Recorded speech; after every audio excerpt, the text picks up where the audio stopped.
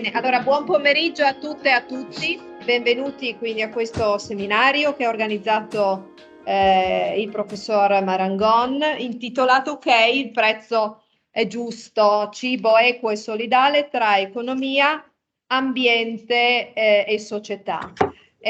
Abbiamo, e li ringraziamo infinitamente, una relatrice, due relatori questo pomeriggio, che ci illustreranno con diverse prospettive proprio che cosa significa essere rispettosi, puntare alla qualità quando si parla di prezzo. E quindi io inizierei, se il professor Marangone. Anch'io vi saluto, ringrazio studentesse, studenti e gli altri che hanno accettato l'invito. Intanto, tenendo conto della giornata di oggi, che so in certe parti del Friuli e anche d'Italia si festeggia, buon onomastico Lucia, perché abbiamo una relatrice che si chiama Lucia e quindi no, ho fatto tutto apposta, calcolato per fare gli auguri di Santa Lucia alla relatrice. Va bene, buon. Allora, intanto a chi segue il corso di economia nell'ambito del corso di scienze e cultura del cibo, ho già fatto qualche battuta per chi era in aula sul motivo del titolo, perché è un titolo da boomer, cioè da vecchietti come me, perché questo era il titolo di una trasmissione televisiva andata in onda, quindi chi dice di sì vuol dire che è vecchio, Francesco mi dispiace, 1983-2001, quindi qualcuno qui dentro appena nasceva in quegli anni. Bene.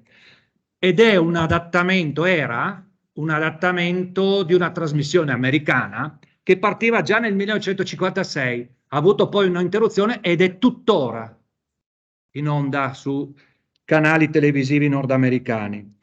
Il titolo in italiano riprende quello in inglese che era The Price is Right.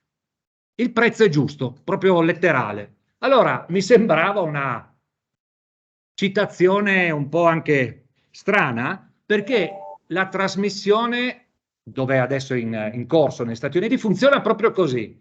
Dei concorrenti trovano degli oggetti dei quali devono indovinare il prezzo giusto.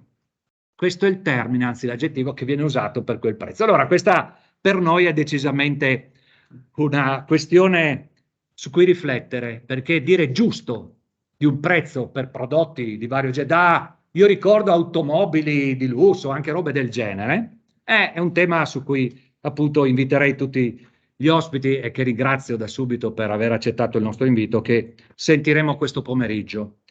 Per anche una questione di così, ricostruzione del dove siamo e del perché questo evento di oggi, vorrei ricordare a chi ci ascolta e che non ha fatto parte della classe, dell'aula che ha seguito il mio corso in questi mesi, che noi ci siamo incontrati la prima volta, era fine settembre, primi di ottobre anzi, e una delle prime cose che abbiamo fatto in aula è stato un laboratorio che noi, che abbiamo ideato assieme alla collega Troiano diversi anni fa, che si chiama Biosnack e Biodrink.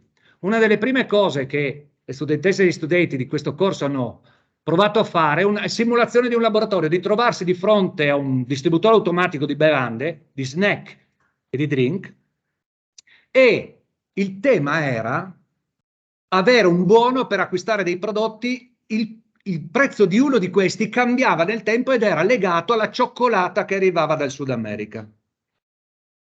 Era un prodotto, un biscotto biologico di una marca anche poco conosciuta. Secondo laboratorio che abbiamo fatto invece un paio di settimane fa, assieme alla professoressa Troiano, è stato di questo genere, questo con vera degustazione in aula. Chi era in aula si è trovato a un certo punto la proposta di assaggiare un quadratino di cioccolata, due anzi, e di bere 2 bicchierini d'acqua, proponendo loro, a queste persone, di degustare sapendo che il prodotto, il latte per la cioccolata al latte, l'acqua per l'acqua, non c'erano molti altri ingredienti, meglio che non ce ne siano, e di dire quanto piaceva il prodotto e soprattutto a quanto avrebbero pagato una barretta di cioccolato e una bottiglietta d'acqua, tenendo conto della provenienza che noi proponevamo con un'immagine proiettata. Quindi a noi questo serviva per un ragionamento paesaggistico. Poi abbiamo fatto anche già altri 2 seminari durante il corso del Festival dello Sviluppo Sostenibile, uno dedicato al vending quindi ai distributori automatici, in cui il prezzo è una delle prime cose forse a cui dai attenzione, e poi un seminario che mi piace ricordare, il 24 ottobre, tutto online, perché c'erano persone anche dall'estero, dedicato al tema del il vero prezzo, true price, che è un lavoro che si sta facendo anche a livello europeo e non solo, per cercare di vedere se e come si può attribuire il vero prezzo, qui non era giusto, era vero, true price, beni e servizi, che si portano dietro dei problemi di tipo ambientale e sociale. Per cui abbiamo esplorato queste cose. L'ultima cosa che mi piace sottolineare è il sottotitolo che vi abbiamo proposto questo pomeriggio. Dopo il richiamo, il rimando a questa trasmissione televisiva su cui si potrebbe discutere molto, il sottotitolo parla di cibo equo e solidale tra economia, ambiente e società. Allora, dicevo che questo è l'ultimo incontro del corso che personalmente tengo per il primo anno, questo corso di laurea, qui al Polo dei Rizzi dell'Università di Udine, ed è un corso di economia. Normalmente parlare di equità e di solidarietà in economia suscita reazioni contrastanti, così come, io lo abbino come termine, parlare di etica quando si parla di economia. Una classica reazione che qualche collega anche all'Università di Udine fa, perché mi è capitata personalmente di dire etica, ma cosa c'entra l'etica con l'economia? E quindi cosa c'entra l'equità e cosa c'entra la solidarietà con l'economia? Questo potrebbe essere tranquillamente una delle reazioni che in un mainstream di economia, forse in questi ultimi anni le cose si sono un po' modificate, ma non so quanto, sarebbe la reazione che ci si può aspettare. Sono temi che non riguardano l'economia. Secondo chi organizza questo incontro, e anche credo i relatori, forse le cose non stanno proprio così. E questo è uno dei motivi per cui anche questo incontro abbiamo voluto dedicarlo a temi e dando spazio ai relatori che penso, poi io non lo so, adesso sentiremo, chissà, magari mi smentiscono brutalmente, che penso ci diano una robusta, anche basata su esperienze, analisi, una robusta descrizione di perché il prezzo è giusto in confronto di cibo equo e solidale sia un tema importante da affrontare in modalità critica, con atteggiamento critico e di attualità. Il prezzo e il cibo, una delle cose che abbiamo visto a lezione, per esempio, sono i dati più recenti del rapporto Coop. Annualmente la Coop fa un'indagine sul comportamento dei consumatori e una parte robusta di quella indagine è dedicata proprio al cibo. E si è visto che nonostante sia uno degli elementi che maggiormente influenza la ripresa drammatica, soprattutto per chi ha redditi bassi, dell'inflazione, sia legata ai beni di base come il cibo e le bevande, ebbene si è visto da quell'indagine che il comportamento di acquisto nella GDO non è modificato granché. Si è rinunciato ad alcune cose, ma non come si è rinunciato ad altre. Quindi cibo e il prezzo sono un tema veramente su cui vale la pena di dedicare qualche istante di riflessione, come faremo adesso con i relatori che la professoressa Troiano credo ci presenterà, giusto? Grazie. Bene, allora, dunque abbiamo un primo intervento che è dedicato consumi o scegli, il commercio equo e solidale in Italia e il relatore è proprio Alessandro Franceschini, che è presidente dell'impresa sociale Altromercato. E ad oggi il presidente di Altromercato guida il consiglio di amministrazione, coordina il comitato Brand Identity che monitora la reputazione del brand. Ecco, spero di dire cose esatte, suggeritemi dal professor Marangone, se così non fosse naturalmente. Non è colpa mia, ecco.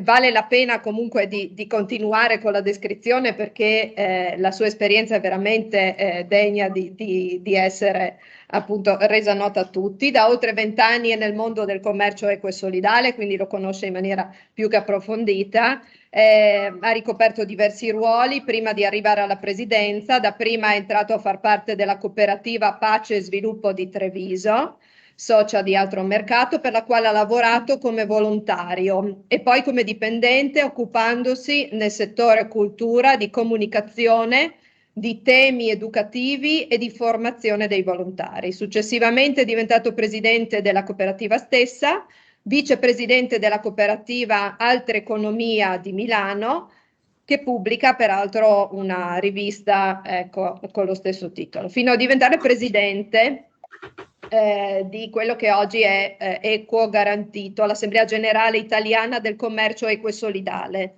ed è rimasto in carica fino al 2016. Durante il suo mandato si è impegnato a contribuire a dare maggiore visibilità all'organizzazione di categoria e al suo ruolo di garanzia, fino ad arrivare all'organizzazione delle Fair Trade Week nel 2015 a Milano, questo raduno, questo evento mondiale del commercio equo e solidale, che è stato organizzato in parallelo all'Assemblea Generale del World Free Trade Organization, così, Trade, sì, sì. bene, e all'Expo. Durante la sua presidenza ha seguito anche l'iter di approvazione alla Camera dei Deputati della legge nazionale sul commercio equo e solidale. Ecco, dopo l'esperienza con Equo Garantito, Alessandro Franceschini è stato eletto vicepresidente di Altro Mercato, arrivando a ideare e promuovere la prima edizione di Altro Mercato Campus. Ecco. Alessandro Franceschini è autore di numerosi articoli sull'economia sostenibile, ha scritto anche testi teatrali, racconti per bambini e diversi saggi. L'ultimo è Consumi o scegli, il potere della sostenibilità per cambiare l'economia, l'esperienza di Altro Mercato, pubblicato nel 2022. Sì. Bene, quindi abbiamo un relatore, lo ringraziamo nuovamente, con un curriculum alle spalle, un'esperienza grandissima, grazie, e quindi a lei adesso la parola. Beh, grazie a tutti, spero mi sentiate bene. Io adesso appunto condividerò delle slide. Beh, prima e all'inizio e alla fine di queste slide però volevo sottolineare l'importanza proprio del tema e la centralità che appunto il professor Marangon ha sottolineato di quanto il tema del prezzo sia veramente in questo momento particolare, soprattutto in questo momento di grande, diciamo, fibrillazione dei mercati e di grande spinta inflazionistica, quanto quello che c'è dietro al prezzo che paghiamo sia centrale proprio per determinare che tipo di economia stiamo costruendo nel momento in cui compriamo un prodotto rispetto ad un altro. E guardate, il tema del prezzo nella vostra così, vita accademica e anche nella vostra vita professionale lo dovrete affrontare spesso perché è veramente il centro. Di solito si affronta semplicemente come tema appunto di concorrenza e di fattore competitivo laddove il prezzo è più basso. Però sempre più spesso, ed è questo che lega proprio il tema dell'etica al tema del prezzo, sempre più spesso molti consumatori stanno iniziando a fare dei ragionamenti proprio sui temi che sono legati a cosa c'è dietro alla filiera di un prodotto e quindi quanto quella filiera sia sostenibile dal punto di vista sociale e ambientale e quanto questo abbia una ripercussione sui prezzi. Io farò una brevissima presentazione prima del commercio ecosolidale e dei suoi criteri, veramente 10 minuti, e poi invece toglierò le slide perché voglio proprio parlarvi di questo tema, che è quello che mi interessa di più, cioè come dobbiamo affrontare il tema del prezzo, soprattutto lato consumo. Poi nell'intervento successivo Francesco farà proprio invece un esame molto più approfondito su come si costruisce il prezzo dell'ecosolidale, quindi anche sulla differenza che c'è tra il mercato tradizionale e il commercio equo. E appunto volevo rapidamente darvi alcuni cenni, diciamo, per sommi capi, no?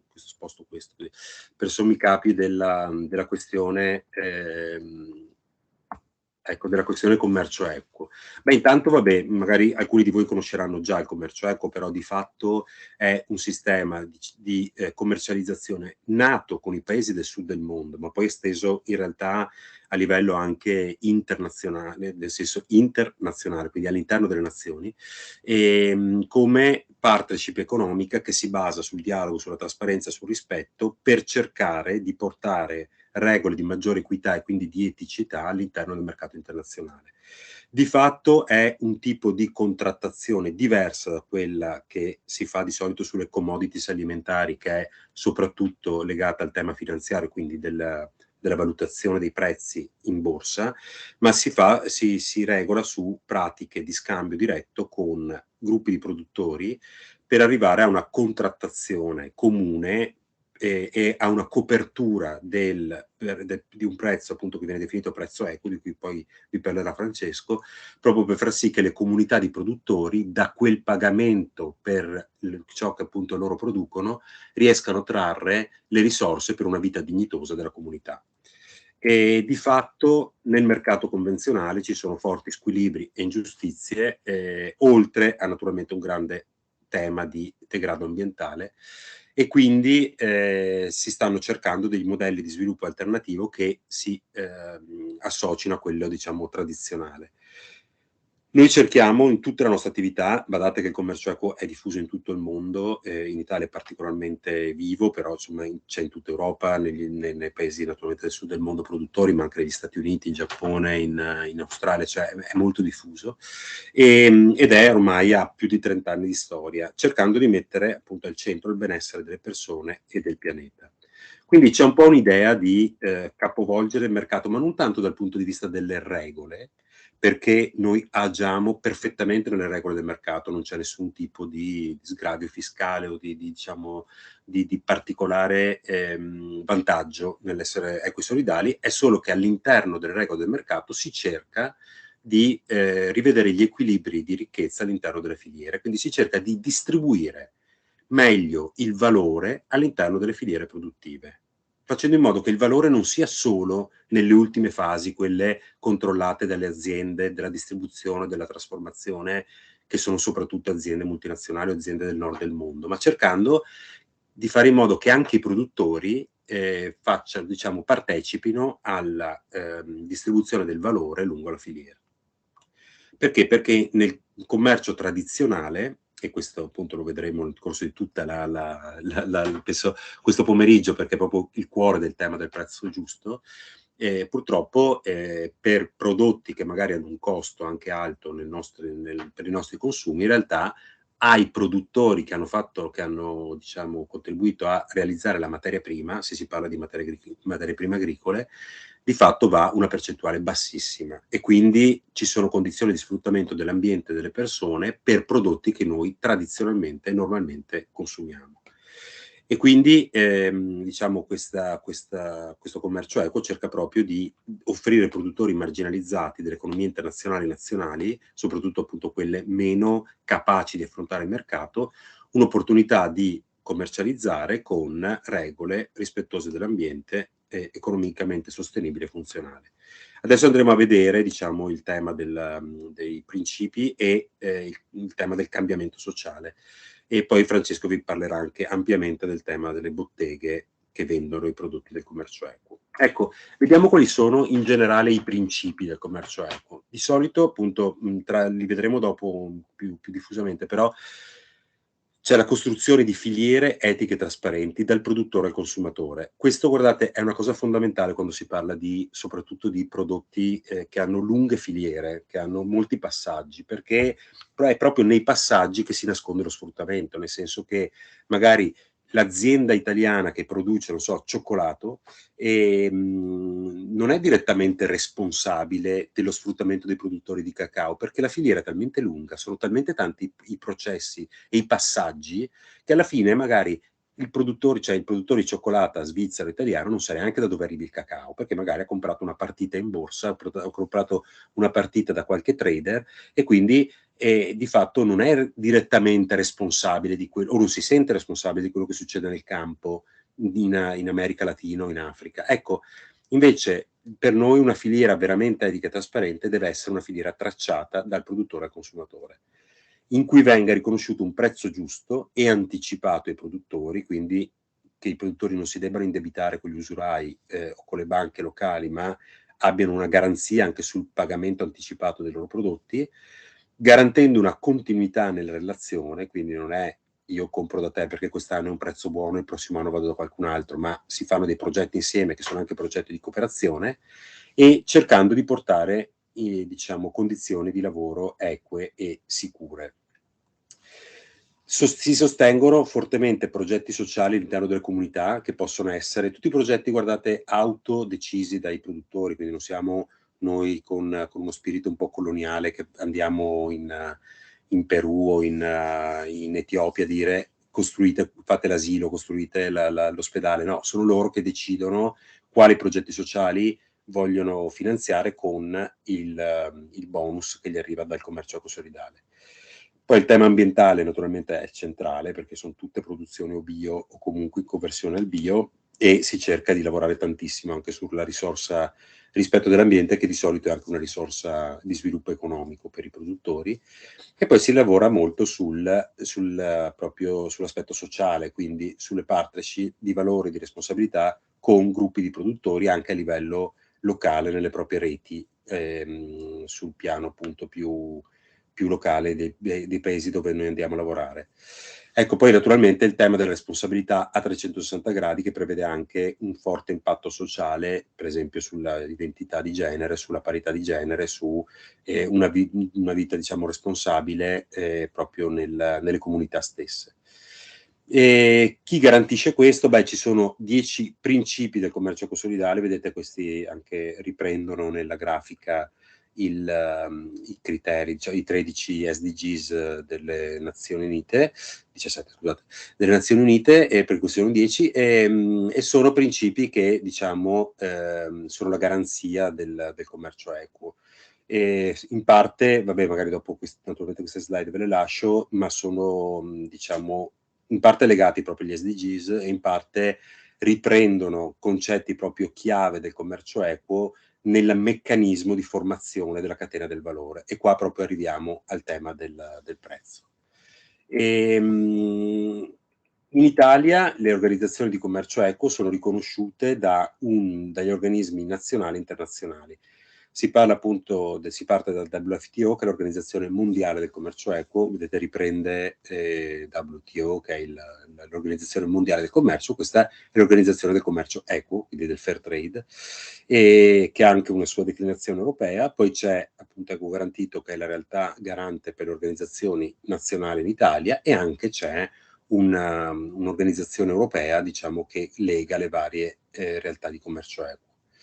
Ecco, questa slide va proprio nel cuore del tema della sostenibilità, perché adesso tutti parlano di sostenibilità anche legandosi al tema del prezzo, però in realtà c'è una grande prevalenza di storytelling, quindi di storie raccontate, molto spesso create ad arte dagli uffici marketing delle aziende, proprio perché aiutano da un lato a vendere di più, dall'altro creano, diciamo, una brand reputation maggiore per le aziende, e quindi molte aziende cercano proprio con forza di ripulirsi un po' l'immagine con azioni di sostenibilità. Tutte buone, tutte lodevoli, assolutamente non critico il fatto che le aziende si stiano ponendo il tema della sostenibilità. Però ecco, noi critichiamo il fatto che molto spesso queste azioni riguardano una piccola fetta della filiera e non riguardano tutta la catena produttiva.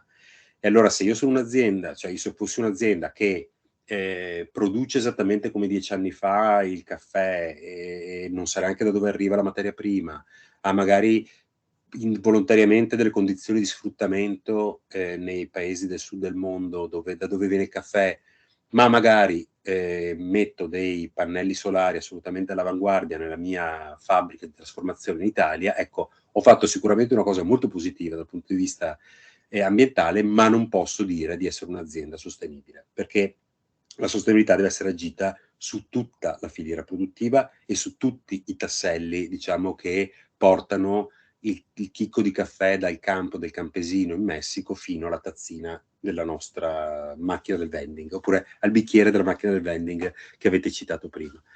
E soprattutto un tema che per noi è centrale e che vi invito veramente a considerare come importante anche nel vostro percorso di studi e poi di lavoro.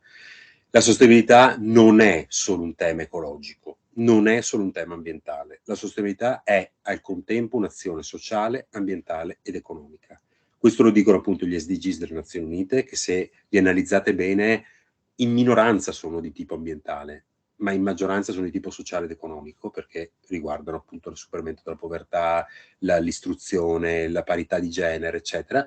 E quindi bisogna un po' rifuggire dall'idea che sia solo un tema green. Sostenibile non vuol dire green, sostenibile è un processo molto più complesso. E qua arriviamo proprio al tema del prezzo. Ecco, noi cerchiamo di costruire appunto filiere etiche, quindi legami tra persone e rispettosi del pianeta, che siano ad alto impatto sociale e a basso impatto ambientale. Quindi questo è un po' diciamo, il cuore, il distillato del commercio equo. Siamo a livello internazionale, abbiamo 5 filiere simbolo, che sono anche le filiere di alto mercato, che sono 3 altamente coloniali, diciamo il caffè, il cacao, lo zucchero sono simbolo proprio dell'economia post-coloniale. Poi c'è il pomodoro, che invece è una produzione nazionale per cercare di combattere fenomeni di sfruttamento in Italia, e poi le banane, che sono il frutto, diciamo, la parte fresca, però, quindi il frutto fresco, ma anche questo simbolo molto spesso di sfruttamento sia dell'ambiente che delle persone. E in particolare per Altromercato, che è la principale organizzazione italiana di commercio equo ed è la seconda al mondo come dimensioni, che fattura circa 55 milioni di euro all'ingrosso tra fresco e secco, però dopo vi parlerà meglio anche Francesco di come si costruisce appunto questo valore, come anche la presenza delle botteghe, come la presenza delle botteghe in Italia. Ecco, però dietro alle botteghe, dietro al mondo del commercio equo di Altromercato ci sono appunto 60.000 artigiani, 430.000 contadini che lavorano secondo questi criteri per produrre appunto i prodotti a marchio Altromercato. Questa, diciamo, è un po' la nostra,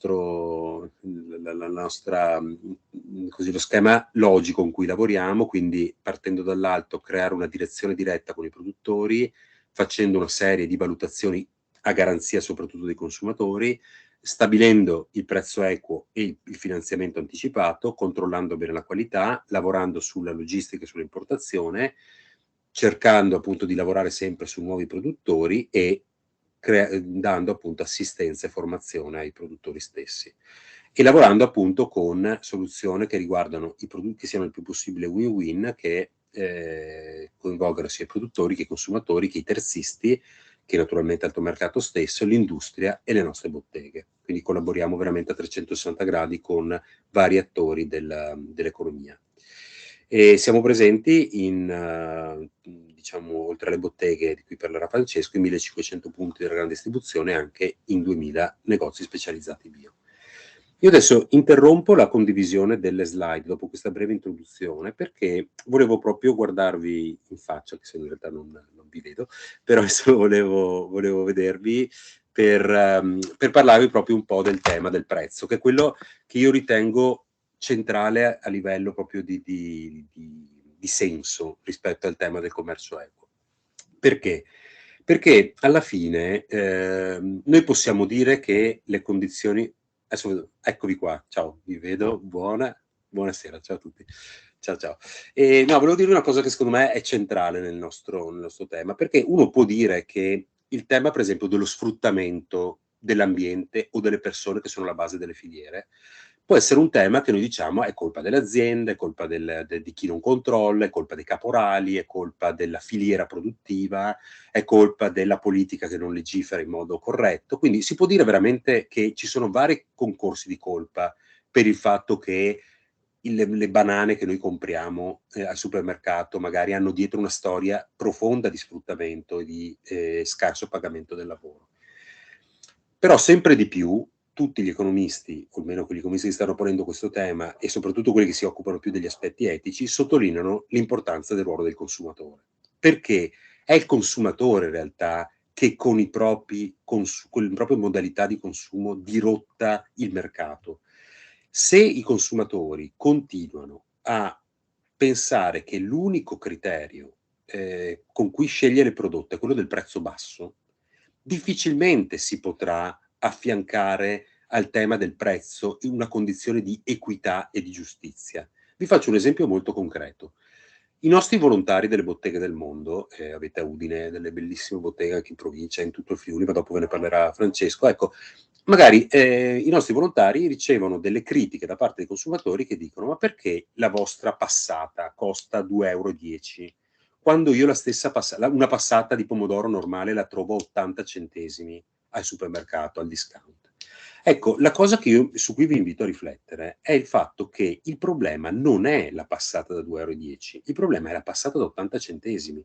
Perché per fare una passata di pomodoro da 700 grammi ci vogliono 2,5 kg di pomodori, che vengono prodotti a livello industriale, però comunque vanno coltivati, vanno raccolti, arrivano alla centrale di distribuzione, vengono trasformati in passata, la cottura, c'è il barattolo, la capsula, l'etichetta, devono essere imbancalati, trasportati alla centrale di distribuzione del supermercato, da lì al supermercato tutto via gomma. Al supermercato ci deve essere un disgraziato che comunque sbancala tutto, li porta a scaffale poi il consumatore li porta alla cassa, c'è la cassiera e c'è anche l'IVA sopra. Ecco, voi pensate, ma di quegli 80 centesimi cosa va a pagare il produttore che ha fatto quei pomodori? Tenendo conto del fatto che il supermercato ha i suoi margini e tutti quelli che vi ho citato hanno dei margini, perché sennò non lavorerebbero, ok? Ecco, ve lo dico io, quel pomodoro è stato pagato 7, 8 centesimi, raramente 10. Ci sono le associazioni di produttori di pomodori industriali che stanno lottando per avere il 10, che i pomodori costino almeno 10 centesimi al chilo. Allora, quello che vi dico è, come possiamo pretendere che ci siano condizioni di equità, diciamo di rispetto sia dell'ambiente che delle persone, se è proprio il consumatore che continua a chiedere i prezzi più bassi possibili? Alla fine il mercato si organizza in maniera molto semplice. Si organizza in modo da chiedere ai produttori, ai più deboli nella catena produttiva, i prezzi più bassi possibili e la manodopera che costi il meno possibile. Credete che dopo 20 anni che in Italia si parla di caporalato in Puglia o di caporalato in Calabria per la produzione degli agrumi, non si sia potuto fare niente? Si poteva fare benissimo qualcosa, ma finché i consumatori continueranno a chiedere le clementine a 80 centesimi al chilo, il mercato si organizzerà e purtroppo si organizza in mancanza di fatto di una forte volontà politica di creare condizioni diverse per portare i consumatori ad avere a 80 centesimi le clementine. E questo di fatto comprime fatalmente il costo di produzione. Quindi quando parliamo di prezzo giusto, io vi invito veramente a ragionare sul fatto che molto spesso il prezzo giusto non è per niente il prezzo più basso. Anzi, se è vero che è molto difficile dire che un prezzo alto di per sé è un prezzo che garantisce delle condizioni di rispetto dell'ambiente, io però posso garantirvi che un prezzo troppo basso, state sicuri che invece è un prezzo che nasconde condizioni di sfruttamento delle persone e dell'ambiente. Signori, non è possibile avere delle banane che arrivano da 8.000 chilometri via nave e che sono state maturate in Italia, perché arrivano verdi le banane, vengono maturate in Italia con l'energia elettrica, con l'aria calda, a 80 centesimi al chilo. Voi pensate cosa è andato a pagare i produttori di quelle banane? Allora è chiaro che uno dice, sì, ma ci stai facendo un bel discorso teorico, ma in un momento in cui le famiglie hanno meno soldi, c'è una difficoltà di potere d'acquisto, c'è l'inflazione che galoppa, non possiamo tutti permetterci di pagare troppo le cose e quindi dobbiamo andare tutti a pensare ai prezzi più bassi. È vero che ogni famiglia però ha il suo potere d'acquisto, è vero anche però che 30 anni fa si spendeva il 30% del bilancio familiare per il cibo, adesso è il 13%, okay? Quindi comunque stiamo spendendo molto meno per il cibo, adesso magari il dato il professor Marangon ce lo darà più preciso, però ecco, comunque stiamo spendendo molto meno per il cibo ed è anche vero che sprechiamo tantissimo e che magari appunto il cibo che costa meno molto spesso non è per niente salutare, per cui un consumo riorientato su prodotti che magari costano un po' di più ma che garantiscono la filiera è una garanzia per tutti. E questo è un po' il tema che volevo appunto sottolineare. Adesso Francesco vi spiegherà invece bene come funziona la costruzione del prezzo lato produttori. Però ecco, la cosa è veramente quando si parla di prezzo giusto, non pensate che il prezzo giusto sia il prezzo più basso, per niente. Il prezzo giusto è un prezzo che considera la filiera e quello che c'è dietro al prodotto e molto spesso si tratta di riorientare per veramente cercare di cambiare il mercato. Se i consumatori, e hanno dimostrato negli anni che possono fare tantissimi consumatori, perché le aziende ascoltano i consumatori più di ogni altra cosa e se i consumatori chiedono qualcosa le aziende nel giro di pochi mesi riescono a riorientare il business.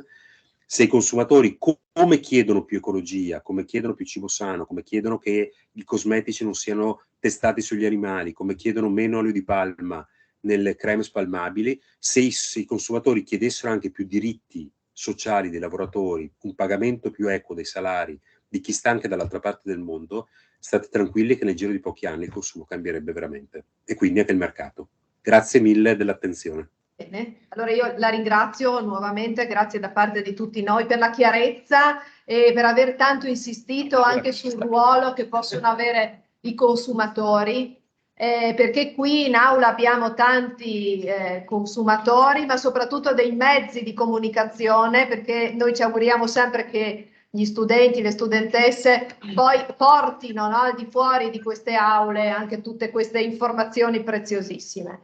Bene, quindi ancora grazie. Grazie mille, grazie a voi, buona continuazione. Grazie. Adesso abbiamo allora il secondo intervento intitolato Il cibo solidale nelle botteghe del mondo, l'esperienza in Friuli Venezia Giulia. Quindi abbiamo Francesco Zinzone ed è impegnato nel commercio all'ingrosso di alimenti biologici ed ecosolidali. Da oltre 10 anni sta realizzando una rete commerciale business to business con prodotti di alta qualità. I clienti sono supermercati, negozi biologici, ristoranti, bar e mense scolastiche. Quindi grazie in anticipo di questo prezioso intervento. Adesso lascio il posto a Francesco. Intanto buonasera a tutti. Volevo dire che Galeotto per me fu un incontro come questo per la mia futura scelta lavorativa, quindi sono sempre contento di partecipare in queste occasioni e non manco mai se possibile, se mi è possibile. Allora, le botteghe del mondo. Le botteghe del mondo sono in realtà dei riferimenti territoriali per quanto riguarda il commercio ecosolidale. In effetti il professor Marangon, quando ha voluto, diciamo, presentarvi questo argomento, ci conoscevamo, ha avuto modo di contattarmi, io lavoro qui a Udine e quindi poi è stato facile accordarsi e poter anche invitare il nostro presidente che è appena intervenuto. Allora, che dirvi? Le botteghe del mondo chiaramente ospitano prodotti ecosolidali. I prodotti ecosolidali sono ospitati, come avete sentito prima, un po' ovunque, cioè voi li potete trovare nei supermercati, nei negozi specializzati, nelle mense, nei ristoranti, ma le botteghe del mondo possono offrirvi una vera esperienza di acquisto etica e solidale. Perché questo avviene? Adesso si riesce a vedere, ok. Abbiamo fondamentalmente tutti i progetti, perché noi riusciamo a tenere nei nostri negozi tutti i progetti sociali, esteri e locali del commercio ecosolidale. Abbiamo parlato delle filiere alimentari, non abbiamo solo alimentari, noi in questo corso parliamo di alimentari e quindi le filiere che avete avuto modo di vedere prima chiaramente sono ospitate nelle botteghe del mondo, nella varietà di tutti i prodotti. Gli operatori che trovate possono essere persone come me che ci lavorano da più di 10 anni, ma ci sono anche volontari, dei volontari che sono motivati e motivanti. E non è facile spesso trovare delle persone che possano essere così motivate all'interno del nostro ambiente, perché è un discorso che faccio spesso, è facile riuscire a trovare le motivazioni se si lavora se si fa il volontario in Croce Rossa o magari in un progetto di autismo o in un progetto dove ci sono delle disabilità. In questo caso stiamo facendo del volontariato dove i nostri utenti, diciamo, vivono molto lontano da noi, magari la Puglia col pomodoro è probabilmente il luogo più vicino, ma in realtà questi operatori che sono i nostri produttori vivono molto lontano e quindi noi abbiamo bisogno non solamente verso i nostri clienti, ma anche con i nostri volontari di essere credibili. Avete anche avuto modo prima di apprezzare dalle parole del presidente Franceschini come la credibilità fondamentalmente è la nostra stella cometa. Perché senza la credibilità che possiamo esprimere nel nostro lavoro non potremo continuarlo a fare e non potremo presentarci. ai consumatori. Se noi possiamo vendere un pomodoro a 2,10 € è perché dobbiamo essere credibili in quel pomodoro, cioè quel pomodoro deve far parte di una filiera etica e trasparente e che deve prevedere un rapporto dal produttore al consumatore. Se questo non c'è, non saremo credibili e quindi dobbiamo essere motivati, motivanti e dobbiamo quindi essere anche noi consapevoli di essere parte di un cambiamento. Perché, questa è una delle cose che più mi hanno appassionato negli anni, noi con la nostra azione concreta di fare un acquisto etico di alta qualità con un prezzo giusto, facciamo un atto concreto di cambiamento. Qualcuno lo chiama il voto col portafoglio, fondamentalmente.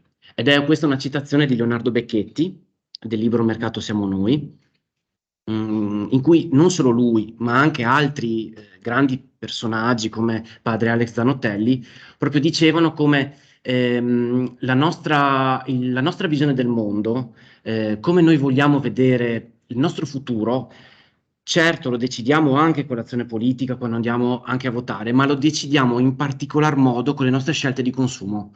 E su questo viviamo il nostro futuro, vivremo il nostro futuro fondamentalmente. Le botteghe del mondo poi sono luoghi di conoscenza. Io vi posso dire che da quando lavoro nella bottega del mondo ho imparato tantissimo a livello alimentare. Sono diventato davvero consapevole per quanto riguarda scelte anche di qualità ma anche di salute mia. E ho potuto anche conoscere e capire le dinamiche di tante parti del mondo.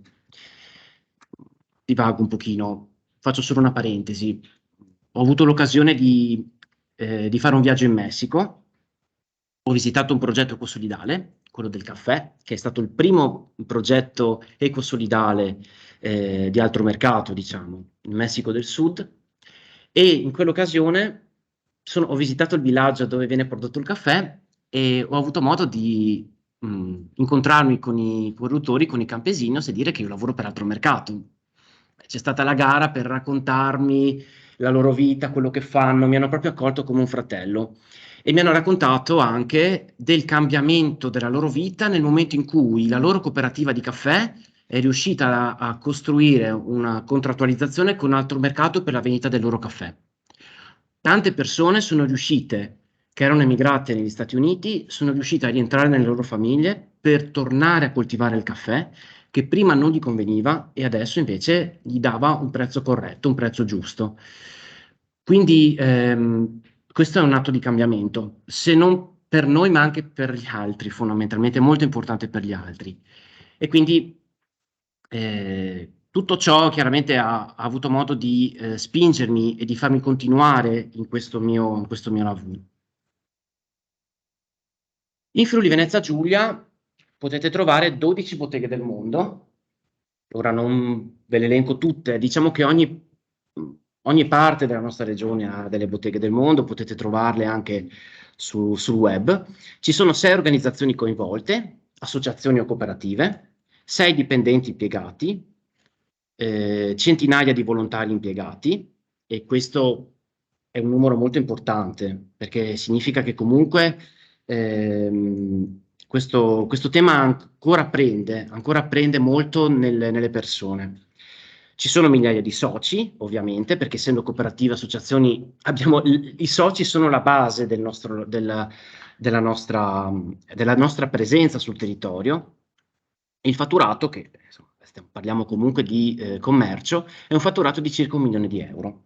Questo riguarda le botteghe del mondo. Non è tutto il comparto del commercio ecosolidale, perché come vi ho detto prima, il commercio ecosolidale si compra anche nei supermercati, nei negozi biologici e in altri negozi specializzati, ma nelle botteghe del mondo, dove si può fare l'esperienza di acquisto consapevole, diciamo, partecipata, questo è il fatturato che noi abbiamo.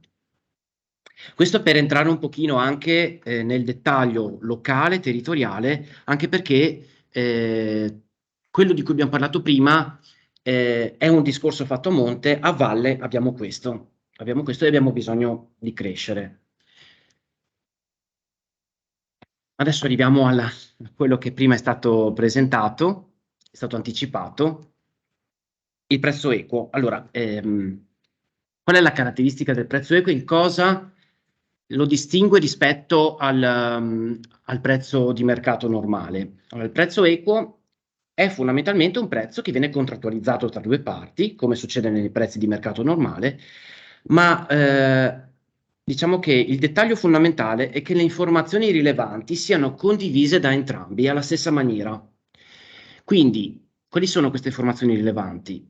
Possono essere, per esempio, il costo della vita del paese da cui giunge quel particolare prodotto. Io devo sapere, per esempio, qual è il costo della vita in Etiopia. Se io devo comprare il caffè in Etiopia, devo sapere qual è il loro, come possono vivere dignitosamente, qual è il costo della vita dignitosa che loro possono fare e quindi a che prezzo posso comprare il caffè.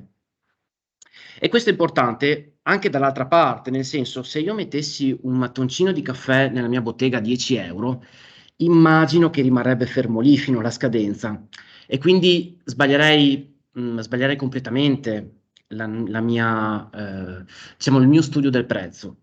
Il prezzo deve essere equo, il prezzo quindi deve avere dei vantaggi sia per il produttore che per il consumatore. Deve essere un prezzo quindi che possa dare una vita dignitosa a chi produce, ma possa essere venduto nel nostro paese. Quindi dobbiamo valutare anche il paniere di consumo dell'italiano in questo caso. Quindi io devo fare molta attenzione e qui ci sono tutta una serie di studi che Altro Mercato fa per riuscire a definire il prezzo che deve arrivare in bottega. Io fondamentalmente mi baso sul prezzo consigliato da Altro Mercato quando compro il prezzo quando prendo il caffè o il cacao o lo zucchero nella mia bottega. Come si forma il prezzo equo? Allora, esiste un prezzo minimo. Un prezzo minimo, sotto il prezzo minimo non si può andare, sotto il prezzo minimo è sfruttamento. Quindi abbiamo definito un prezzo minimo. Il prezzo di mercato rispetto a questo prezzo minimo può essere più alto o più basso. Sappiamo che il prezzo di mercato viene deciso in borsa e quindi oscilla molto. Noi abbiamo deciso che esiste un prezzo minimo, più basso di questo non possiamo andare.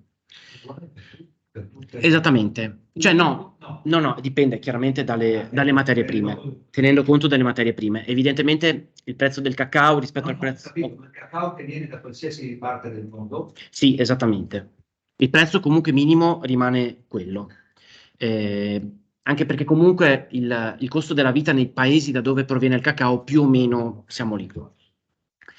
Poi ci sono diversi premi, li abbiamo prima anticipati. C'è il premio del commercio equo, c'è inoltre un differenziale se il prodotto è certificato bio, quindi allora abbiamo un prezzo minimo, abbiamo un premio che riguarda il commercio ecosolidale, premio Fair Trade. Inoltre, se il produttore ci garantisce un prodotto biologico, diamo un differenziale in più, quindi il prezzo aumenta. Però, se il prezzo di mercato è superiore al prezzo minimo del commercio equo, si applica il prezzo di mercato naturalmente, perché come vi dicevo prima, il prezzo, per esempio, in questo momento il prezzo del caffè, lo vedremo tra poco, è abbastanza alto. Ci sono stati degli anni tra il 2005 e il 2010 in cui invece il prezzo era al di sotto del prezzo minimo. E quindi fondamentalmente i produttori si avvantaggiavano del nostro prezzo minimo per poter comunque avere un prezzo migliore per la vendita del loro caffè.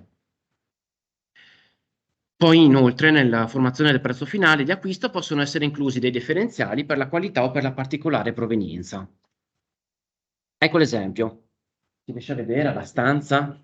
Allora, la linea grigia è il prezzo minimo. Come vi dicevo, in questo momento il prezzo del caffè è più alto rispetto al prezzo minimo e quindi la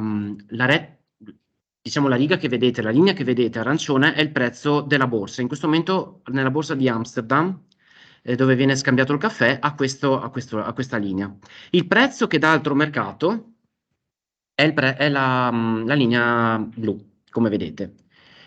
E questo si avvale, perché è più alto? Perché si avvale del premio del commercio equo e del premio del biologico, del differenziale del biologico. Quindi, come potete vedere, dal 31 del 7 al 30 del 6, il prezzo del commercio di Altro Mercato riesce a essere più alto rispetto a quello della borsa. Entrambi sono più alti del prezzo minimo. Evidentemente, se il prezzo la problematica si pone quando il prezzo della borsa, quindi il prezzo di mercato, va sotto il prezzo minimo. Quello è drammatico per il produttore. In questo momento i produttori riescono effettivamente a non cogliere una grossissima differenza tra il prezzo di altro mercato e il prezzo del mercato. Qual è una differenza importante però? Prima è emersa la continuità della relazione, perché evidentemente il prezzo di mercato si avvale della concorrenza del prezzo. Quindi oggi io ti do il prezzo buono, domani ci sarà un altro che ti dà un prezzo buono e quindi il produttore perde il contratto, diciamo, con il proprio acquirente. Altro mercato invece mantiene relazioni continuative da quando è nato. Quindi dall'89, da quando è nato altro mercato, dall'88, abbiamo gli stessi progetti. Abbiamo Siri in Messico, per esempio, abbiamo Sidama in Etiopia, abbiamo Ceco Caffè in Nicaragua, quindi gli stessi progetti sono iniziati nell'88 e ci sono ancora. E sono andati avanti anche quando sono stati rubati dei container di caffè, quindi abbiamo cercato di risolvere i problemi con il produttore, anche quando ci sono stati dei grossi problemi in cui i produttori hanno visto perdere un pochino rubato del caffè, oppure in questo momento quando i container costano tantissimo. In questo momento i container per far viaggiare la merce dal sud del mondo a qui costano 3 volte rispetto a 2 anni fa, a prima della pandemia. Si basa su contratti pluriennali proprio? Sono contratti, allora c'è una continuità nella relazione stabilita proprio dai principi del commercio ecosolidale. Esistono dei comitati di valutazione che sono formati da volontari preparati, da persone preparate di altro mercato che visitano proprio i progetti per vedere se comunque le ricadute sui progetti ci sono. E sono ricadute queste economiche, sociali, ambientali, i temi che abbiamo trattato prima. Però i contratti, diciamo, le relazioni sono pluriennali e vanno avanti, e vanno avanti. E spesso ci sono proprio produttori che vengono a trovarci in Italia e possono portare i risultati che loro stanno facendo. Spesso adesso, tra l'altro, una volta magari erano un pochino meno strutturati, era più una cosa, il commercio eco degli anni 90 era un commercio eco, se volete, all'inizio, quindi le persone erano anche un po' meno, c'erano meno competenze da parte loro, stavano cominciando a capire che potevano decidere la loro vita, perché prima erano chiaramente sfruttati ed le informazioni non gli arrivavano. Ora potete vedere il direttore di Meru Herbs, che è il direttore in Kenya che ci vende il carcadè, va a lavorare in giacca e cravatta, voglio dire, cioè ci sono adesso delle situazioni in cui vedete, adesso ho fatto un esempio sciocco, però è indicativo del fatto che si sono dati una struttura, che comunque loro comunque ricevono le visite dei certificatori biologici, hanno dei magazzini strutturati, hanno una produzione comunque seppur basata su l'eredità dai loro antenati. Io quando sono andato in Messico sono andato con i campesinos a raccogliere un pochino di caffè anch'io e siamo andati con gli asini in montagna a raccogliere il caffè. Però si stanno strutturando, riescono a coltivare delle competenze ed avere delle competenze che una volta non ce le avevano. E questo grazie ad altro mercato che investe anche su assistenza tecnica con i produttori.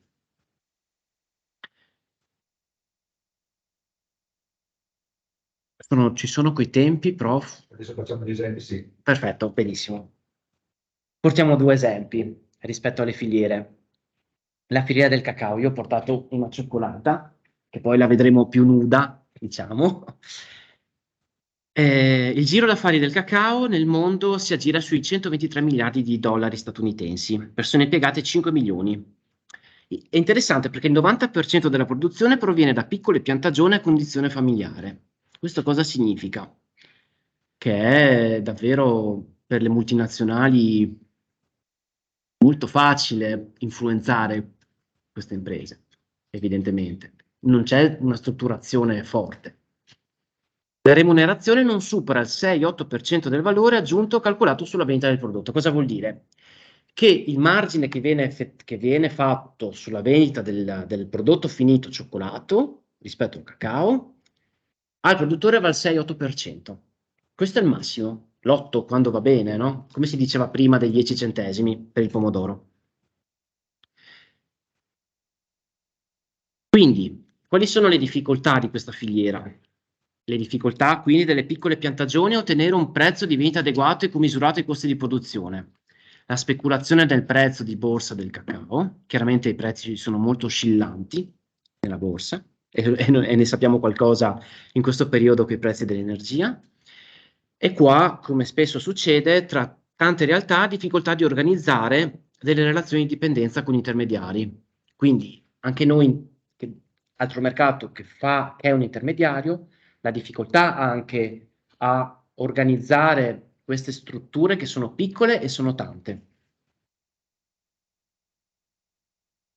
Sono tornato indietro. Perfetto. Allora, questi sono uno di quei grafici che a me piacciono tanto. Allora, questa è una Mascao, è la cioccolata principe tipica di altro mercato. Potete vedere come si divide alla fine il valore aggiunto. Prima parlavamo di 8-10%.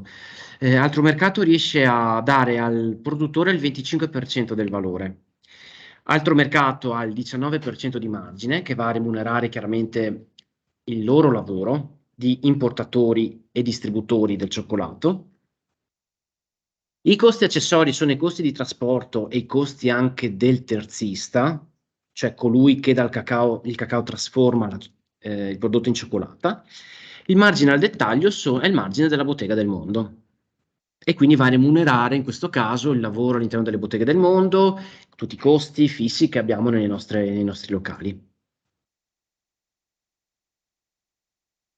Poi se ci saranno delle domande davvero siamo a disposizione.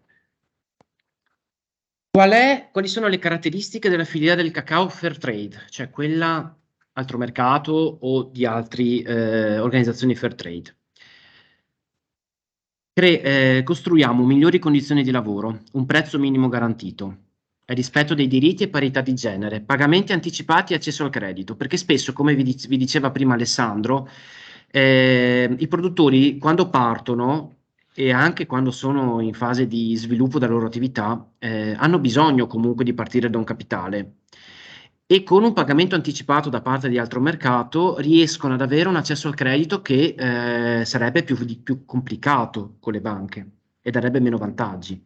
Altro mercato cosa fa? Paga metà del raccolto in anticipo e metà la consegna e questo per loro cambia tantissimo. Esattamente, questo è un terzo aspetto importante come la continuità delle relazioni che vi ho detto prima e il prezzo più alto, dato il prezzo del commercio equo. L'empowerment dei produttori, vi ho fatto prima l'esempio di come ora i produttori si sono strutturati, maggiori competenze, questo aiuta anche altro mercato, perché noi abbiamo bisogno delle relazioni e di imparare uno dall'altro per migliorare la nostra filiera.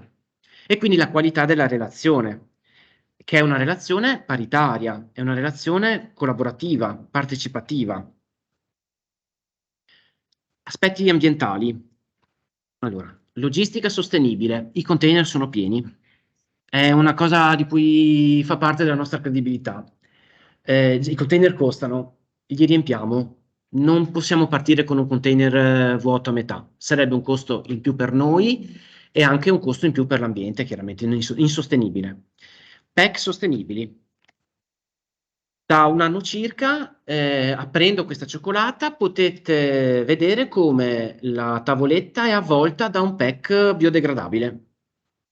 Abbiamo fatto un conto di quanta plastica abbiamo risparmiato con questo tipo di scelta, tantissima, perché comunque questi pezzi di cioccolata ce ne sono tantissimi che vengono venduti. Siamo riusciti a trovare un PEC biodegradabile che possa mantenere la qualità del prodotto, ma che possa essere chiaramente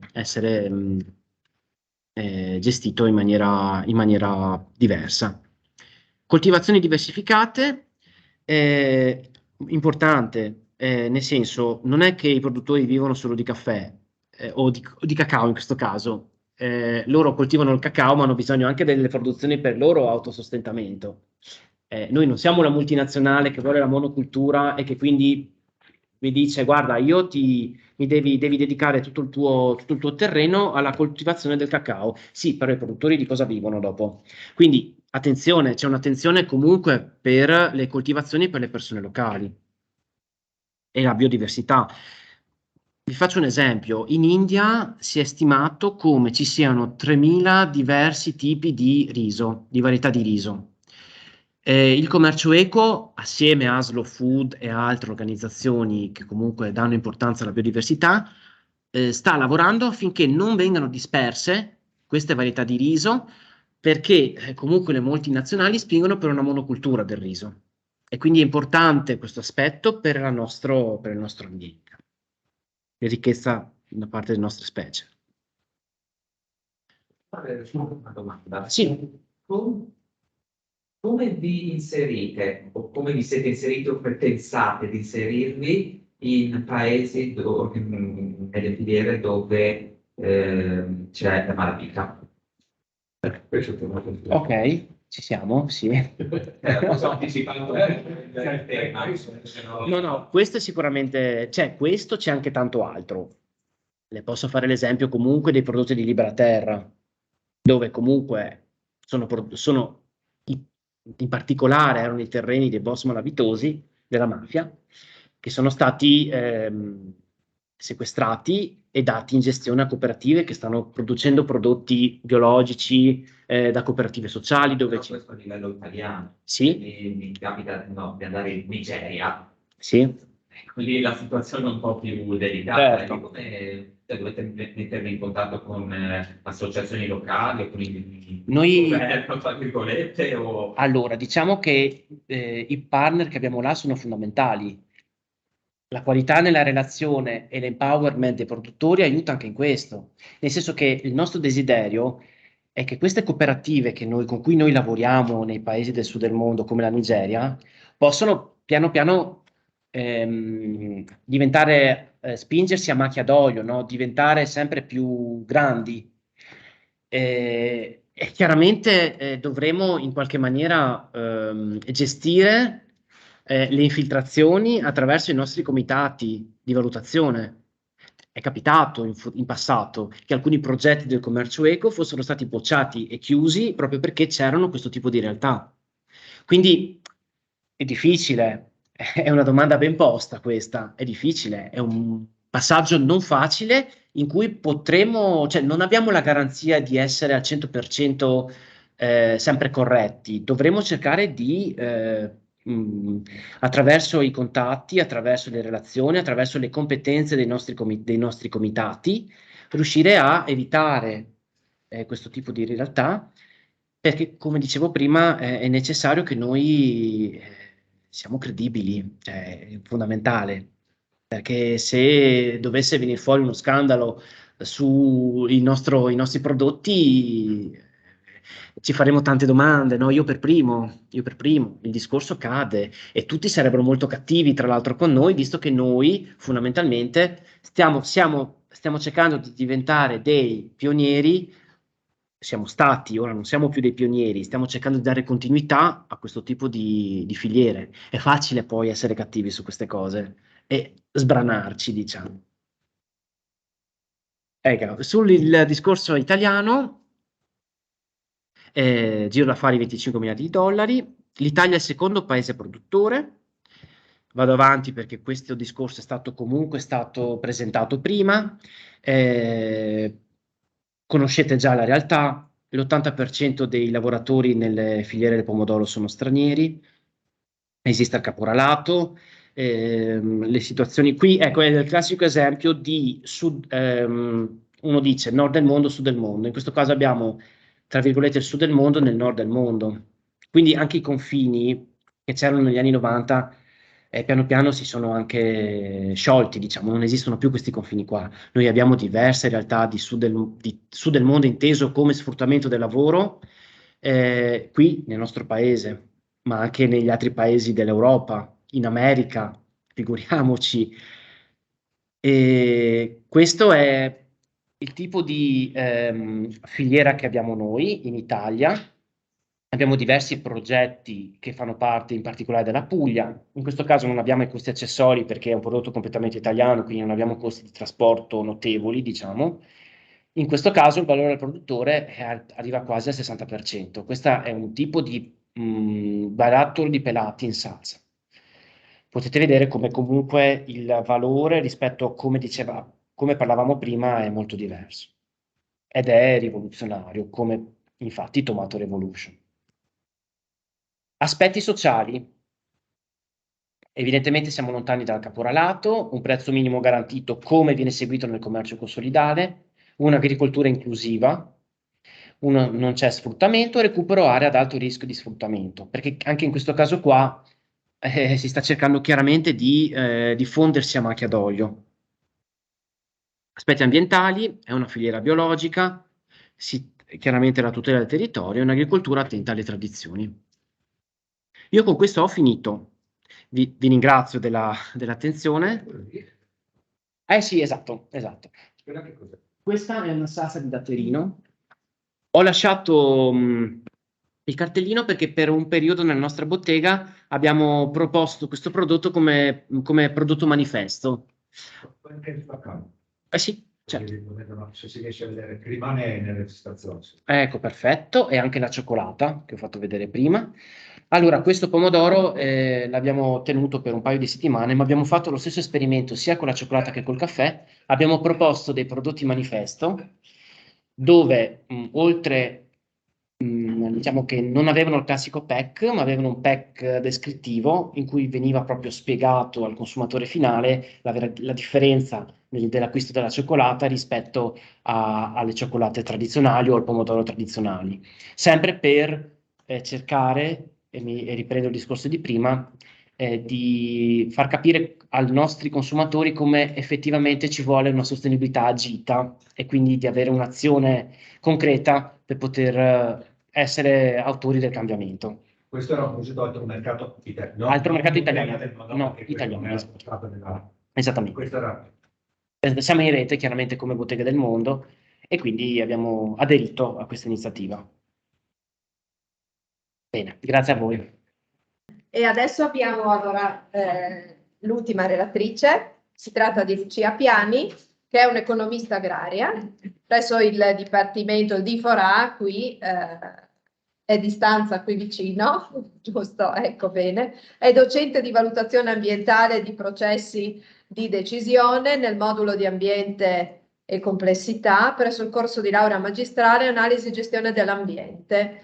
Nel 2019 ha pubblicato per Forum Editrice Universitaria il volume Dalla farina alla comunità, una filiera di economia solidale nel Medio Friuli, scritto assieme a Nadia Carestiato e a Donatella Peressini, e oggi quindi ci racconta proprio questa esperienza, quindi distretto di economia solidale, pan e farine dal Friuli di Venezia.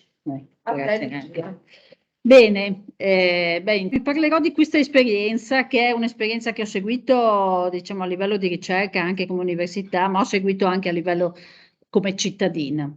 E quindi partirò da come si inserisce questa esperienza all'interno di un percorso che è nato ancora nel 2012 e che fa riferimento a una rete informale di cittadini che si era costituita anche a seguito dell'esperienza del referendum dell'acqua, che aveva portato insomma, a mettere assieme, a coalizzare un gran numero di cittadini, ma anche a seguito di una conferenza che c'era stata a Venezia, una conferenza internazionale sulla decrescita nel 2012, una grossa conferenza a cui molti di noi, insomma, sia dell'università, sia però dei mondi dell'associazionismo aveva partecipato. Quindi anche a seguito di quella conferenza ci siamo riuniti in questo forum molto informale, senza organi direttivi, un luogo di dibattito e di riflessione su come porci di fronte allo sviluppo e come affrontare un po' quello che poi ci ha portato anche alla situazione di oggi, cioè nel senso che le previsioni è già da tempo, no? Che noi stiamo guardando con con preoccupazione a quello che sta succedendo da un punto di vista ambientale. Per esempio nel mio caso mi occupo soprattutto di aspetti ambientali, ma anche da un punto di vista sociale e economico. E allora all'interno di questa rete informale che ancora esiste, che si riunisce e non si riunisce perché essendo informale è un po' liquida, come potremmo dire, no? È stata una delle cose su cui abbiamo riflettuto era: ci sono gli strumenti istituzionali per, diciamo, cambiare o per in qualche modo riuscire a contenere le esperienze di economia solidale che comunque ci sono presenti, perché ci sono moltissime pratiche. Beh, la Bottega del Mondo di Udine, io poi sono molto legata perché 30 anni fa eravamo in via Tiberio Deciani in una stanza prestata di una casa e abbiamo messo in piedi la Bottega del Mondo di Udine, quindi insomma è una storia che ci coinvolge tutti, anche su questo ma anche su altre pratiche che si sono poi sviluppate. E allora la legge regionale abbiamo pensato, ma su che cosa, qual è la questione? Abbiamo pensato forse manca la possibilità che ci sia un luogo istituzionale in cui far convergere queste esperienze, cioè tutte le esperienze di persone che, come la Bottega del Mondo, come chi si occupa di agricoltura biologica, come chi si occupa di banche del tempo, di tutte queste esperienze possano in qualche modo essere contenute in una nuova istituzione che abbiamo pensato di proporre in maniera abbastanza così bizzarra, no? Cioè nel senso che abbiamo iniziato a ragionare, ma cosa ci manca per mettere in rete tutte queste esperienze? E abbiamo costruito in maniera appunto una proposta di legge che poi è stata nel 2017 è stata approvata, è la legge numero 4 del 2017, che è una legge che promuove l'economia solidale e la tutela dei beni comuni. Insomma, la questione era un po' capire, no, come mettere assieme, come coordinare tutte quelle buone pratiche che ci sono sul territorio e che rimangono abbastanza autoreferenziali. Per cui manca la costruzione di una rete per effettivamente andare verso un cambiamento, che è quello ovviamente su cui noi abbiamo riflettuto, un cambiamento verso una società che sia più democratica, che sia più solidale, che sia più sostenibile da un punto di vista ambientale. Il primo articolo della legge, che è stata approvata dalla Regione Friuli Venezia Giulia appunto nel 2017, dice che cosa si vuole costruire e dice, l'articolo 1 dice che cos'è una società solida, che cosa vuol dire economia solidale, dice la legge, la Regione tutela un modello socio-economico e culturale impegnato su comunità locali e improntato a principi di solidarietà, reciprocità, sostenibilità ambientale, coesione sociale, cura dei beni comuni, strumento fondamentale, dice, per affrontare le situazioni di crisi economica, occupazionale e ambientale. Quindi ci siamo, no? Sembra scritta per questo momento. I cardini di questa legge questa legge si basa sulla una nuova istituzione che sono le assemblee delle comunità locali, cioè le assemblee dei cittadini che si riconoscono in un diverso sviluppo economico e che vengono riconosciute dalla legge come istituzioni, quindi come nuove istituzioni, diciamo, a livello locale, che possono promuovere percorsi di sviluppo sul tema dell'economia solidale e quindi promuovere un'economia che leghi i territori con le comunità. Noi siamo dell'idea che ci sia la necessità di ripensare a un modello economico che metta in relazione i cittadini con il proprio territorio. Noi qualche anno fa, lo dico spesso, però abbiamo fatto questa tesi di laurea su una mela comprata al negozio biologico, perché era una mela ovviamente del periodo in cui le mele nostre non ci sono più. Abbiamo fatto il percorso, quelle che si chiamano le food miles, cioè le miglia percorse dalla mela, e abbiamo rilevato che aveva percorso 15.000 chilometri. Quindi era partita da un'azienda in Cile, era passata al porto di Valparaíso, era arrivata a Amsterdam, era arrivata al grossista. Biologica, organica, sì, certo, noi compriamo tutto, cioè noi siamo per... però aveva percorso 15.000 chilometri, quindi diciamo che è un modello che è un attimino insostenibile. L'abbiamo poi riportato anche all'inquinamento che aveva prodotto rispetto alle mele del Trentino, che insomma non sono neanche quelle mele locali, però e quindi abbiamo pensato, soprattutto anche un po' confermati dall'emergenza del Covid, che ha riportato, diciamo, ad una dimensione poi abbastanza di ripensamento su che cosa vuol dire essere in relazione con i territori come comunità, e la necessità di ripensare proprio a modelli produttivi che perlomeno per alcuni aspetti riportino ad uno spazio economico che sia quello della comunità.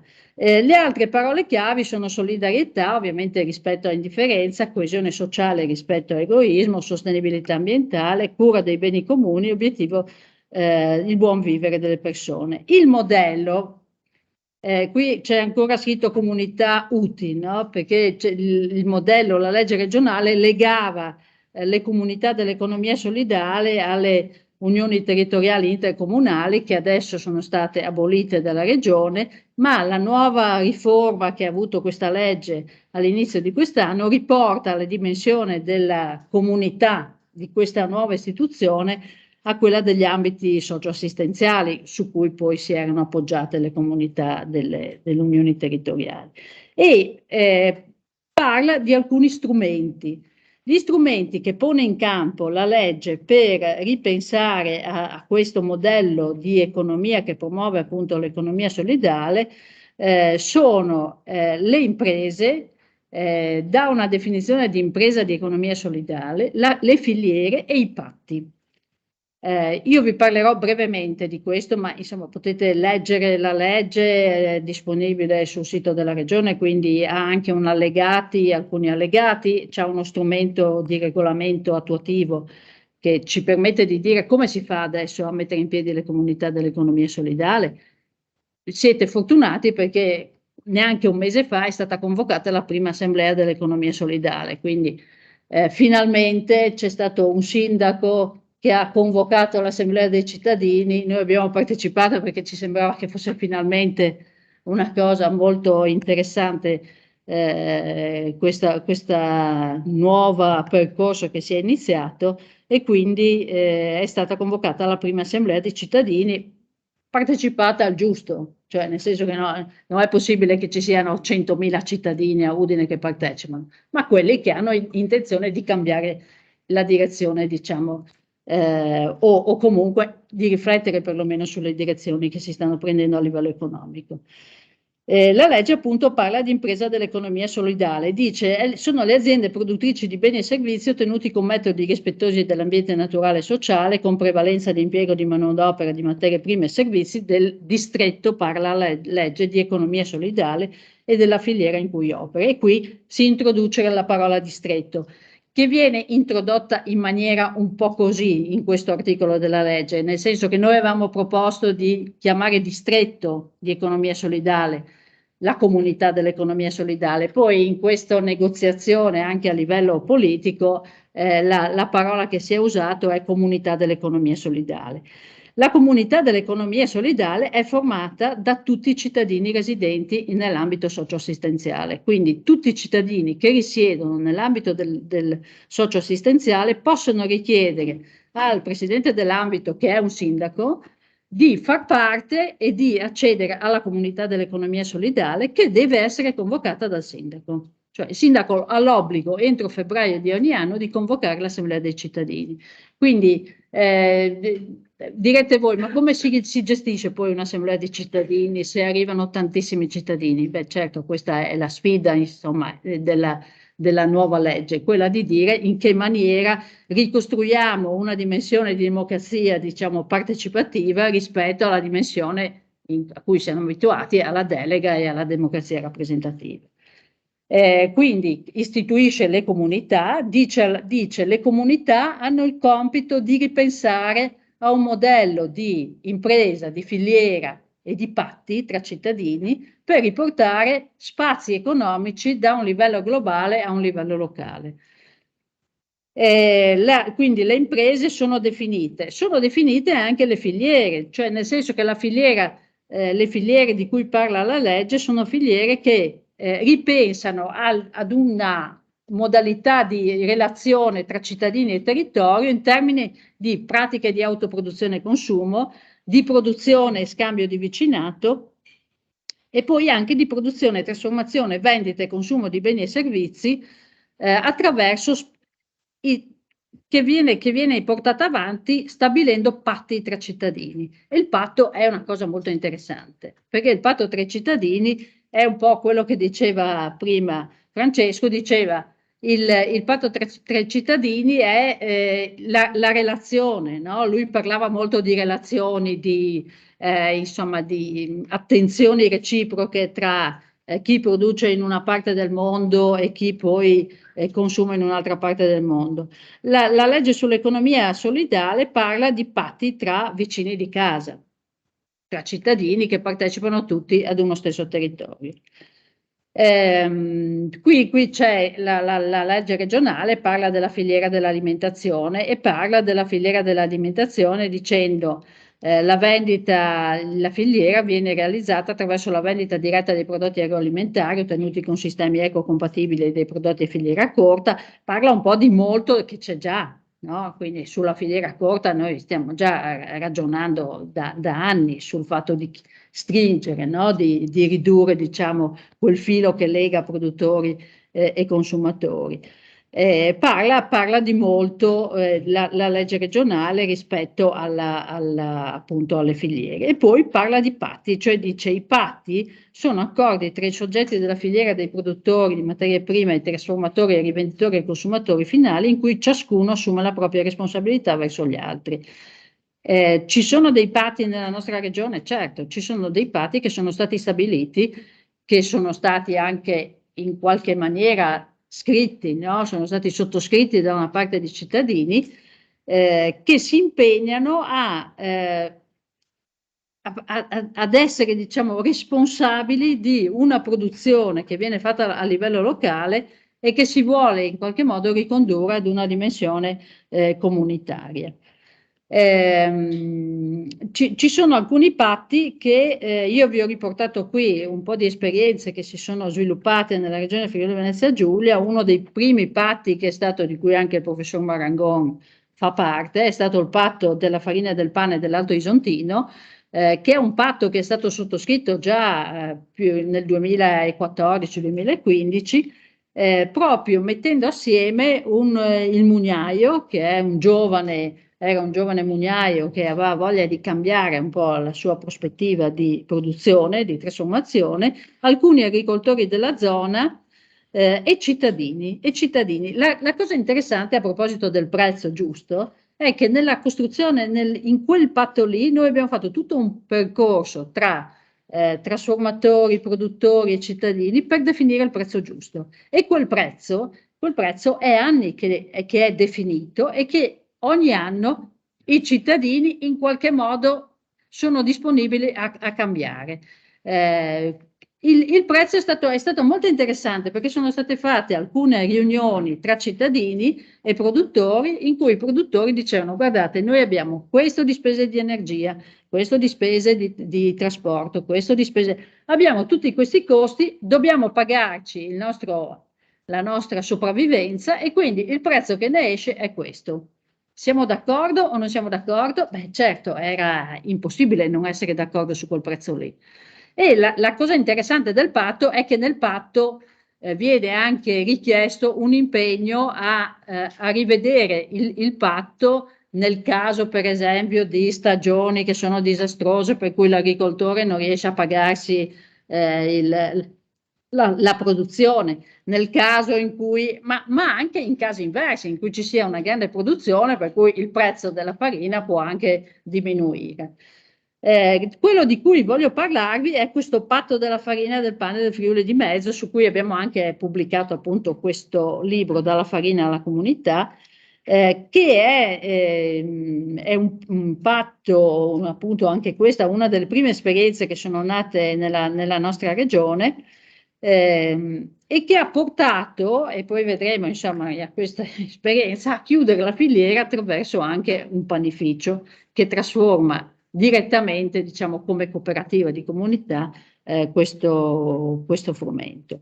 Da dove nasce questa esperienza? Un po' tutte queste esperienze nascono in maniera molto diversa, cioè chi nasce perché ci sono stati dei sindaci illuminati, chi nasce perché c'è stato un mugnaio giovane che aveva voglia di cambiare, chi nasce perché c'è stato il consorzio di cui prima vi ho messo, questo delle Valli Dolomiti Friulane, nasce perché c'è stato un funzionario dell'azienda sanitaria che lavorava sull'agricoltura sociale, quindi con processi di inclusione così, che dice, vabbè, provo a fare, no? Quindi mi licenzio in qualche modo e provo a entrare nella realtà e a vedere che cosa comporta lavorare effettivamente nella realtà.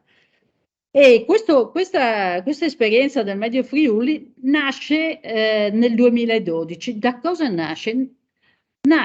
È interessante perché nasce da un'esperienza di gestione di terre collettive, nel senso che in una delle frazioni del comune di San Marco era presente una proprietà collettiva. Proprietà collettiva, i vecchi usi civici, no? Le terre, diciamo, che erano della comunità e che la comunità utilizzava per chi aveva bisogno, ma anche, insomma, in qualche modo per tutti. In quella comunità c'era un gruppo di giovani, cercherò di essere breve perché a me mi entusiasma questo, perché finalmente un gruppo di giovani aveva deciso, sentiva i vecchi che dicevano, ah, quelle sono le terre di tutti, ma erano coltivate da un agricoltore X. E quindi dicono, ma perché i vecchi dicono queste sono le terre di tutti? Allora hanno fatto una ricerca e hanno scoperto che quei 5 ettari che erano della frazione di San Marco erano una proprietà collettiva, quindi uno degli antichi usi che erano inalienabili. Quindi hanno fatto la richiesta al commissario per gli usi civici della regione per riavere quelle terre come comunità, e alla fine sono arrivati ad avere quelle terre come comunità.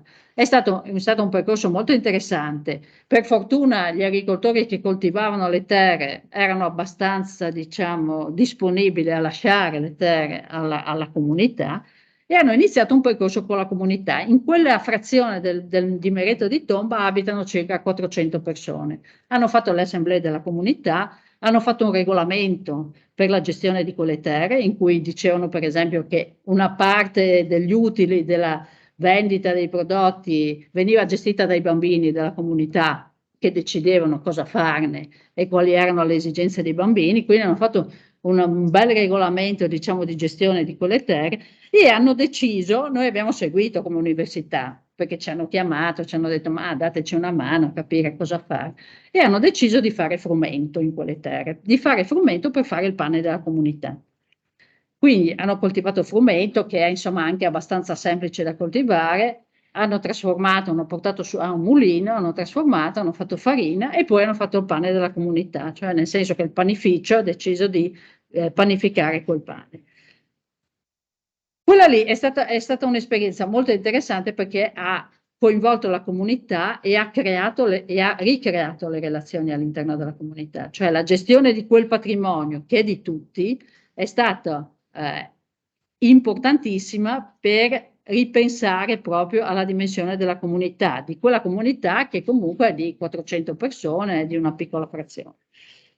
Da lì è nato però tutto un processo, insomma, sembra quasi, no, che ci sia un effetto, no, di snowball, cioè che si vada ad ampliare poi i processi.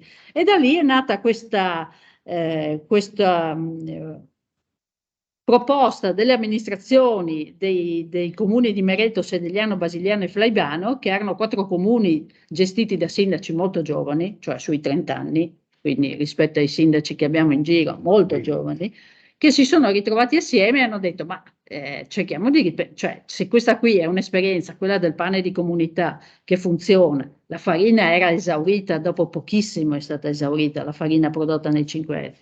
Hanno convocato tutta la popolazione e hanno detto ma siamo sicuri che stiamo andando nella direzione giusta? Cioè, possiamo ripensare al nostro futuro. E effettivamente hanno convocato anche gli agricoltori e hanno pensato di ampliare quell'esperienza che era quella del pane di comunità, quindi molto piccola, di ampliare quell'esperienza coinvolgendo anche altri produttori. Quindi ci sono stati una serie di produttori agricoli che hanno detto, vabbè, noi ci stiamo, rischiamo, no, la produzione per cercare di costruire questa cosa.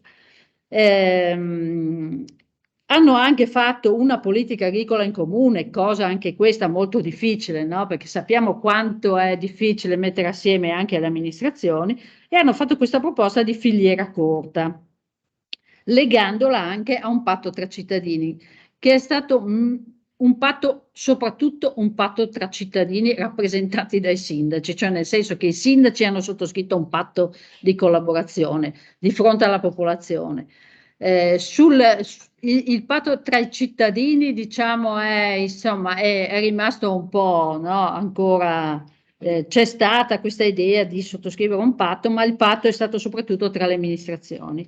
E nel 2016 è nata questa cooperativa che si chiama Distretto di Economia Solidale del Medio Friuli e che è stata definita cooperativa di comunità. Era una cooperativa di produttori agricoli, quindi di produttori che facevano frumento e che fanno ancora frumento per il distretto di economia solidale, ma l'idea di chiamarla cooperativa distretto di economia solidale era per in qualche modo creare un contenitore in cui anche altri potessero partecipare poi con altre produzioni, con altri prodotti. L'interessante è stata la costruzione dello statuto di questa cooperativa, perché nello statuto della cooperativa è stato inserito che i cittadini hanno una rappresentanza nel consiglio di amministrazione, l'assemblea dei cittadini, legata anche, diciamo, poi alla legge regionale, ha una rappresentanza nel consiglio di amministrazione, quindi vota un rappresentante nel consiglio di amministrazione della cooperativa. Cosa molto interessante, perché in questo momento in cui appunto si è ampliata la cooperativa, l'assemblea dei cittadini è quella di coloro che in qualche modo hanno contribuito alla formazione di questa cooperativa.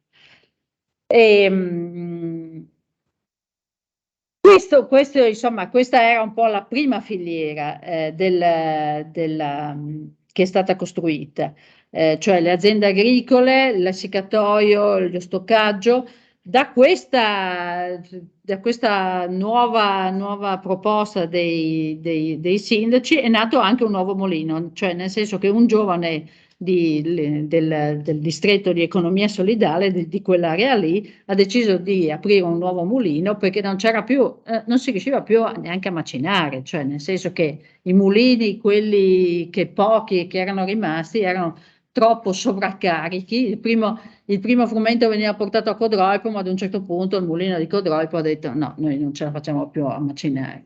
Poi era stato portato ad Olegna del Coglio, dove c'era il ragazzo giovane, una parte veniva fino all'altro giorno, è stata macinata lì, però poi si è detto ma forse c'è la necessità di riaprire delle attività che erano chiuse, e quindi è stato riaperto questo mulino da un ragazzo giovane che ha comprato un macchinario anche molto interessante e che ha riaperto il mulino e che, insomma, macina quella farina lì, ovviamente macina anche altro.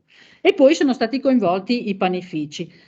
Alla fine sono stati coinvolti tanti panifici che hanno deciso di aderire alla proposta di panificare con quella farina locale, quindi con la farina del distretto di economia solidale. Una quindicina di panifici che quindi distribuivano anche sia al panificio, ma anche c'è stato un coinvolgimento diretto della ristorazione. Quindi alcuni pizzaioli, alcuni, diciamo, locali hanno deciso di utilizzare quella farina. Questi erano, quando abbiamo fatto la ricerca, un po' i soggetti di questa filiera, quindi vedete i rivenditori di pane e farina, i panificatori, il mulino, appunto queste. Nel 2020 è partita questa altra iniziativa, la sfida del progetto del panificio di comunità nella città di Udine, proprio per aprire, diciamo, e per chiudere un po' la filiera. anzi, per aprire alla comunità e per chiudere la filiera, si è pensato a questa nuova idea di proposta, diciamo, per questa filiera. E adesso vi farò vedere, perché ieri ero che dicevo, ma era il 2019 o era il 2020? E allora ho detto, beh, vado a vedere i messaggi, e ho trovato questo messaggio del 30 dicembre 2020, che è il giorno in cui sono andata in panificio e il panettiere ha detto chiudo perché... Sì, il giorno dopo mi ha detto il 31 chiudo, domani chiudo. Lui aveva aderito anche lui alla panificazione con la farina del Des e del Friuli di Mezzo. E io sono rimasta sconvolta, perché lui faceva un pane buonissimo con quella farina locale, veramente con la pasta madre. Cioè, ho detto no, non puoi chiudere. E allora, sconvolta, ho scritto questo messaggio, da cui è partita un disastro, perché poi alla fine tutti hanno detto ma sei fuori di testa, sei così, però avevo scritto domani chiude il panificio di Udine e Dubini, non ha successori, non hanno trovato chi prende l'attività. Mi era venuto in mente, ho scritto ma insomma, per dirvi che i sogni, no? I sogni ogni tanto si possono anche realizzare, un sogno è di farle diventare il forno sociale del Friuli di Mezzo, ma bisognerebbe rilevarlo, cosa da niente piccola, comprarlo, insomma, macchine, edificio, tutto qua.